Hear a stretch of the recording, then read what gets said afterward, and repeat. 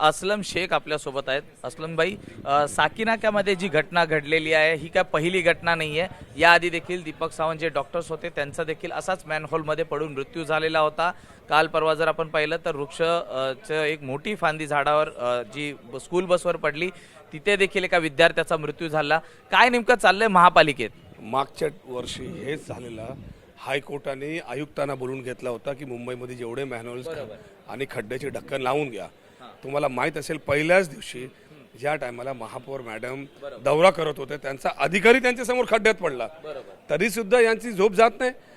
आज 3 दिवस 3 लोकांचे मृत्यू पावले. एक लहान मुलगा एक गेला, आज तो अन्सारी म्हणून एक गेला. म्हणजे लोकांचा जीव जात आहे आणि आपण फक्त बघत राहायचं. ज्यांना हजारो कोट्या रुपयांचा तुम्ही नाले सफाईचा, छोटा नाला, बडा नाला, रिव्हर सफाईचा कॉन्ट्रॅक्ट दिले, त्यांच्यावरती कारवाई नको का? ज्या अधिकाऱ्यांची जबाबदारी होती की त्यांनी नाला सफाई व्यवस्थित करणं, त्यांना जबाबदार धरायचं नाही का? ज्या कॉन्ट्रॅक्टरला तुम्ही झाडं छाटण्यासाठी हजारो रुपये दिलेले आहेत, त्यांनी झाडं कापली, फांद्या पडत आहेत, त्यांच्यावरती कारवाई नको का? तुम्ही फक्त चॅनलमध्ये येऊन हाला तोडा त्याला तोडा हेच सगळं चालू आहे. मुंबईकरांची पडली नाही, टॅक्सपेयरांची पडली नाही, लोकांच्या जीवाशी खेळायचं काम हा सरकार करत आहे. सर, दुसरीकडे आपण पाहिलं तर या घटनेमध्ये, या घटनेनंतर प्रामुख्याने जर पाहिलं तर कुठेतरी जो पारदर्शक कारभाराचा ज्या हवाला केला जात होता त्याबद्दल काय सांगणार? खरंच पारदर्शकता चालू आहे का? झाली ना, एकदम फर्स्ट क्लास ना. 25 वर्षानंतर भारतीय जनता पार्टीचा महापौर बसला. त्यांनी सांगितलं होतं की आमचा महापौर आला तर एकदम ट्रान्सपरन्सीने काम होणार. आम्ही लोकांना दाखवून देऊ की कामं कुठल्या पद्धतीने झालं पाहिजे. 1 महिना आधीपासून सगळेच नेते चालू होते. नाले सफाईचा दौरा चालू आहे, महापौरांचा दौरा चालू आहे, स्टँडिंग कमिटीचा दौरा चालू आहे, आमदारांचा चालू आहे, खासदारांचा चालू आहे. सगळ्यांच्या मतदारसंघामध्ये पाणी भरलेलं आहे. आता हे कोणी बोलू शकत नाही, पण हिंमत नाही.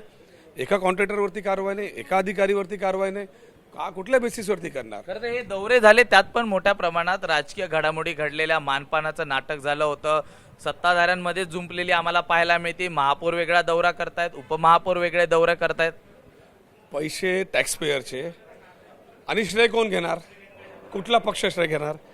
सरकारमध्ये बसली हे 3 सरकारचे जे प्रतिनिधी आहेत, सगळे लोकांचा दौरा चालू होता की एकदम आम्ही सगळं एकदम जादूची छडी करून टाकूया. पहिल्या दिवशी पहिल्या तासामध्ये मुंबई बुडून गेली. मुंबईत स्कूल बंद झाले, ट्रॅफिक बंद झाली, रिक्षा, टॅक्सी, लोक जे कामाला गेले तर ते ऑफिसमध्ये झोपावं लागलं. अशी परिस्थिती पहिल्यांदा 25 वर्षामध्ये या मुंबईत झाली. शेवटचा प्रश्न माझा हा आहे की डॉक्टर दीपक यांच्या मृत्यूनंतर ही दुसरी घटना आहे मॅनहोलमध्ये पडून, म्हणजे माणूस पडून मृत्यू होण्याची.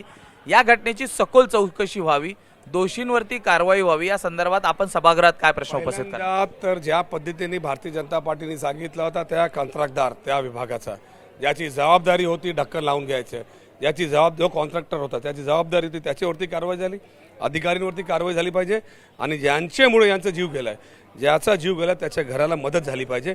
कारण कमीत कमी आर्थिक मदत दिली तर त्यांचा परिवार उद्ध्वस्त होणार नाही. धन्यवाद सर, आमच्याशी बातचीत केल्याबद्दल. व्हिडिओ जर्नलिस्ट जयस्वालसह मी सूरज सावंत, एबीपी माझा, मुंबई.